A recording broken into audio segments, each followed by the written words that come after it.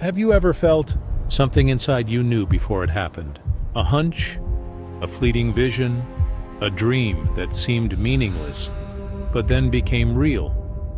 If that has ever happened, you may be seeing something the world has yet to see. This is not a coincidence. This is a vision beyond time. Since ancient times, there have been people with different eyes. They have seen through the mists of the present to see fragments of the future, not by magic, but by perfect harmony between their souls and the energies of the universe. They are called prophets. It is done. But they themselves call themselves those who are tasked with seeing what no one else dares to see. Because seeing the future is not a gift. In their affairs. It is a burden.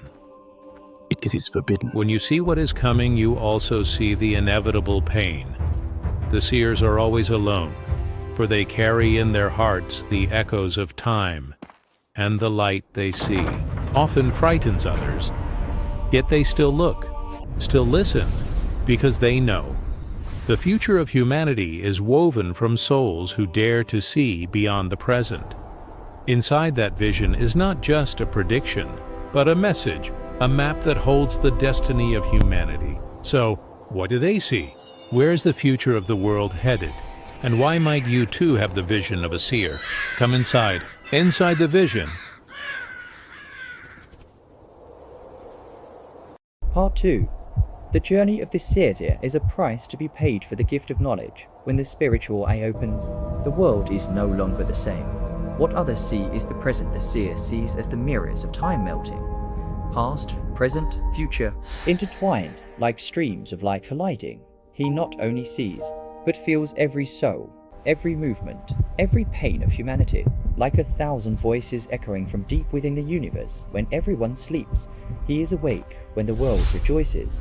He is silent, for he sees the price of light that every awakening of humanity is the death throes of darkness. On that dusty and lonely road, the seer is not a fugitive from the world, but one called to see more clearly, to understand, to endure, and to preserve the flame, the fire of hope when all else has gone out. Sometimes he wants to close his eyes, to stop seeing the burning images, to stop hearing the cries of the future.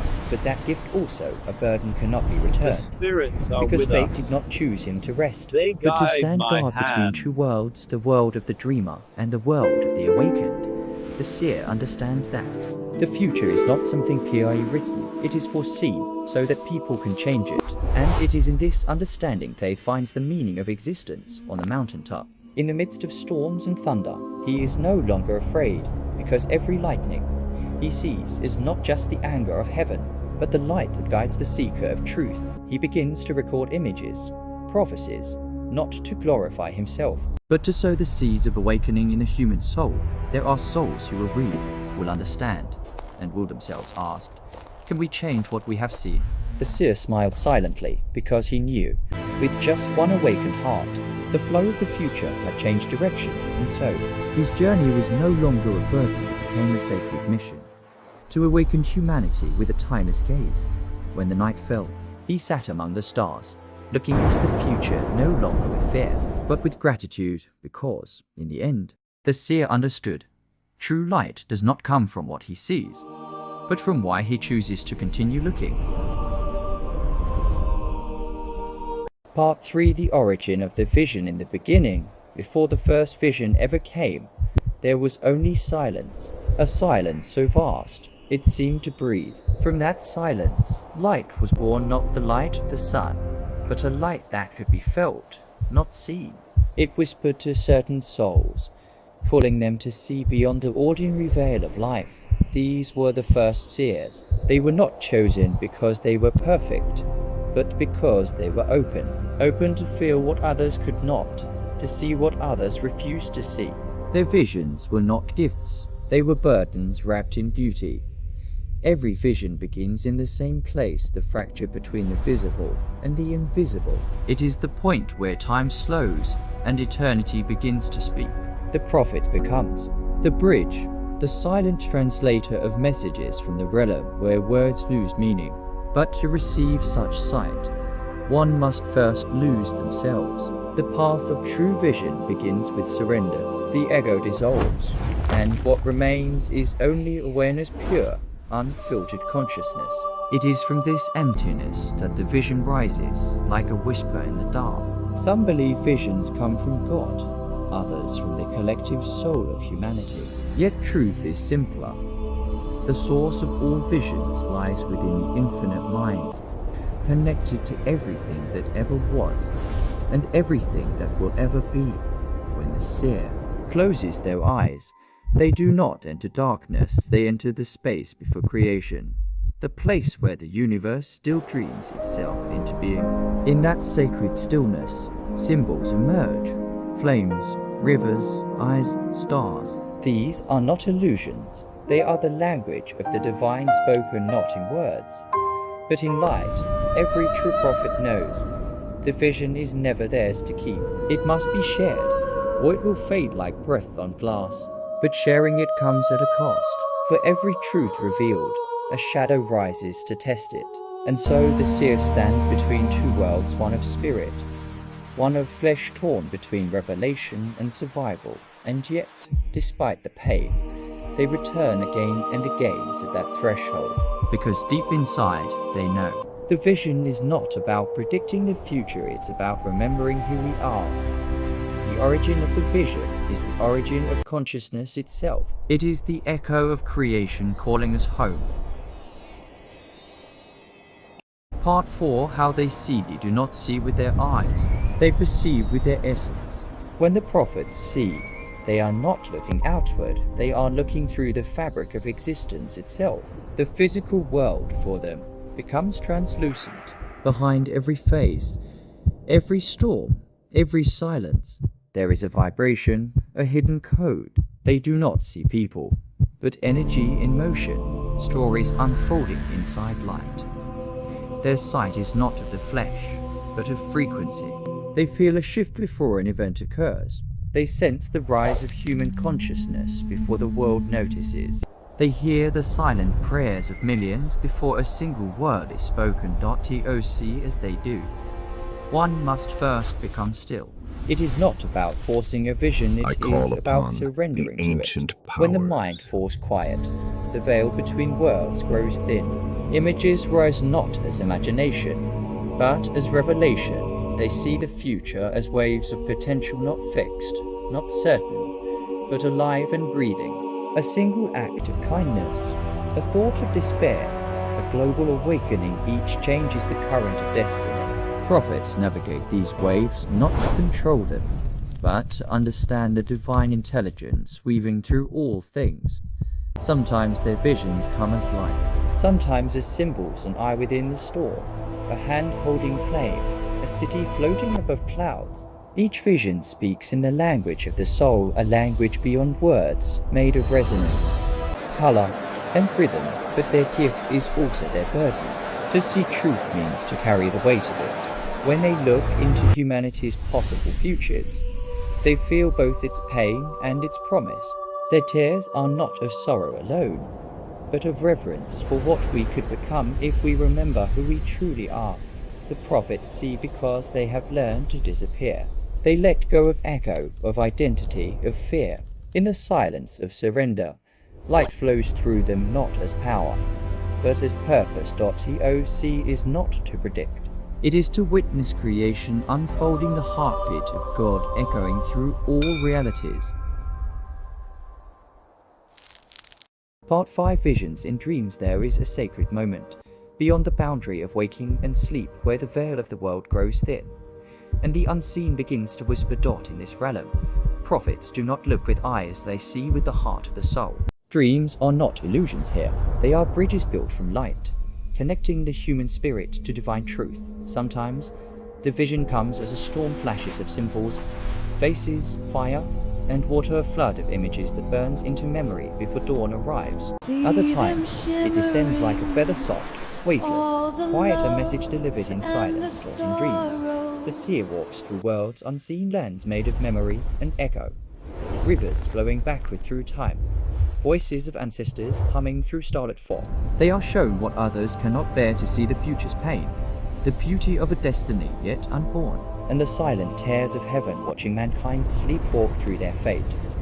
Every dream carries a code-hidden language of the divine, and the seer must learn not only to see, but to interpret.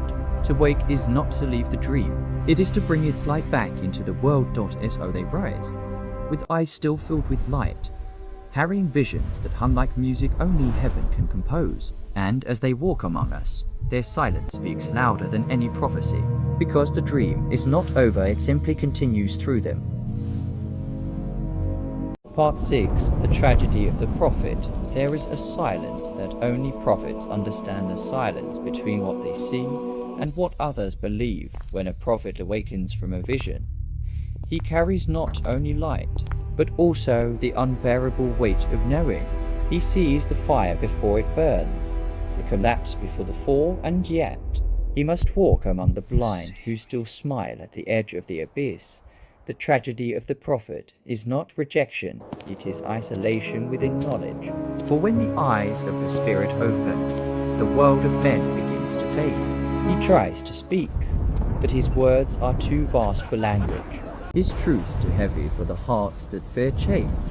History has never been kind to the ones who see too far. They are mocked, exiled, The silenced, storm is or upon turned us. into myths. Yet The still, final the reckoning flame in their has hearts come. refuses to die, Where because did it prophecy all is not a go choice. wrong? It's a calling, a burden carved into the soul long before birth. There are nights when the prophet wishes he could unsee what he has seen to return to the comfort of ignorance, to sleep among the unawakened. But once vision is born, it cannot be undone. He walks the desert of understanding alone, It's burning whispering everything! truths that We have to echo get across out of here! centuries. Help And us, yet, please! in the Someone heart help of us! his sorrow, there is purpose. Every wound he bears is a message. Every tear, a seed of light planted in the soil of human history, because even if the world forgets him, the universe does not. The truth he carried will one day bloom in another time, through another voice. When humanity is ready to listen. So the prophet endures between heaven and earth, between knowing and being known. He stands at the threshold of destiny, where pain becomes prophecy, and silence becomes My the journey voice is of almost God. over, but yours has just begun. Part 7 6, vision the is not tragedy of prediction the after the prophet. storm of There visions is a and the weight of silence sorrow. that only The prophets prophet begins understand, to the see not through silence time, between what they see but through truth. and what They others realize that believe. vision When is a not prophet about awakens prediction. from a It's vision, about perception. he The carries future not is never only fixed, light, it breathes, but also it shifts, the it unbearable responds weight to of knowing. consciousness. To see Final is not to reckoning control has their come. hearts. To see is to refuses understand. die. Where But did it silence all is not a go choice. wrong? It's a calling, That their a purpose was burden never carved to into the disasters, soul long before but to birth. feel what humanity There are is nights when Their the prophet visions are wishes mirrors he could reflecting unsee collective what he emotions, has not seen to destiny. return to When the humanity comfort of vibrates in ignorance. fear, To their sleep visions grow among the dark. unawakened. When the collective But heart once opens vision to is compassion, born, their it cannot visions be fill with light. undone.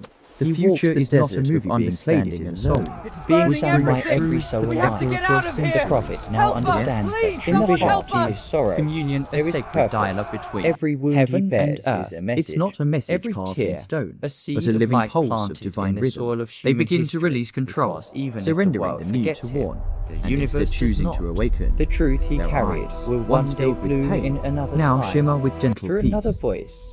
They When no longer humanity chase is signs in ready the to sky. listen. They So find the heaven prophet reflected endures in every between tear, heaven every and act of earth, love, between knowing every and breath being of known. awareness. He And in that stands at the stillness, threshold they of finally destiny, understand where the gift pain was never becomes foresight, prophecy, it was present. and silence Vision My becomes was journey never is about almost knowing the over, future. It was about but remembering the yours sacred has now. just begun. Part 8, the signs of the prophet. There comes a time when the signs are no longer written in the stars, but in the silence of one's own heart. The true prophet does not seek recognition. They walk through the noise of the world with quiet eyes, seeing what others forget to feel. The signs do not appear as miracles of light or voices from the sky. They are subtle currents, threads of intuition that tug at the soul when truth passes by. The prophet feels what the world tries to ignore: the hidden pain, the unspoken longing, the invisible tears of humanity, when others see only chaos. The prophet sees patterns, rivers of destiny, weaving between choices and chances. They do not predict what will happen. They perceive what is awakening. The signs come in dreams, in the trembling of leaves, in the quiet before a storm, sometimes in the gaze of a stranger whose sadness feels ancient, sometimes in the ache of their own chest when the world drifts too far from its soul. You can recognize a prophet not by their words, but by their stillness. In a crowd that shouts, they remain calm not because they know everything, but because they have made peace with not knowing. The true prophet does not stand above humanity. They kneel beside it. Their hands touch the earth. Their tears water the roots of awakening. They are bridges between fear and understanding, between darkness and the light waiting to return. And when you meet one, you may not even notice, for they do not shine to blind you, they glow to remind you of your own life. The signs of the prophet are everywhere now. In every act of kindness, in every truth spoken gently, in every moment, someone chooses compassion over pride. Perhaps the world no longer needs prophets that predict but hearts that perceive. And maybe that is you. Part 9. The voice of awakening. There comes a moment when silence itself begins to speak. It's not a sound from the outside world, but a vibration rising from deep within the soul. This is the voice of awakening, not shouted, not demanded, but whispered into the essence of your being. You realize that every vision, every dream, every pain you endured was never random. Each moment was a message, each tear a code, each loss a path that led you closer to the truth hidden behind the illusion of separation. When the prophets awaken, they do not preach, they become the message. Their eyes no longer see good or evil, right or wrong. They see only the one light, expressing itself through infinite forms. The true prophecy is not about predicting tomorrow, but about remembering who we are today. The great vision is not of the future, it is of the eternal present, where all souls meet, where time itself bows before consciousness. You hear that inner call, the same one that guided the prophets through deserts of doubt and oceans of silence. It's a call that says, wake up, for the light has never left you. This is not a mission of one, but of many. A rising collective frequency, hearts sinking, souls remembering. Across the earth, thousands begin to feel it, the pulse of a new dawn, the breath of an ancient promise returning. And in that moment, as light floods through your chest, you no longer seek the divine, you are the divine, breathing, walking, witnessing itself through you. That is the voice of awakening, not thunder, not fire but peace, not control but surrender, not separation but unity. When humanity listens to this inner whisper, wars will quiet, fear will fade, and the earth itself will breathe again. The prophets have always known. The final revelation is not a new word from heaven. It is you remembering that heaven was within you all along.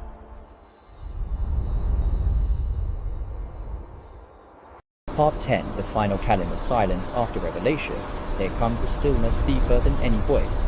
It is in this stillness that the true message begins to echo, not as sound, but as remembrance. The prophets did not speak to rule, nor to predict, but to remind humanity of what it already knows, that we are fragments of the same eternal flame. The time has come for those who hear the call to awaken from the sleep of separation, to see again through the eyes of the soul. Every act of kindness becomes a prophecy. Every breath of love becomes a new scripture. You were never meant to worship the vision. You were meant to become it. Let the old walls fall of creed, of race, of fear. Let the rivers of memory join again into one ocean. The prophets have spoken. The stars have aligned. The earth hums with awakening. Now, the voice passes to you. Rise, bearer of light. Walk gently upon this fragile world with eyes that see beyond pain and a heart that remembers home. This is not the end of prophecy. It is the beginning of the world made whole again. When you speak truth, you continue their vision. When you love, you become the revelation. And in that moment, the voice of awakening is no longer theirs. It is ours.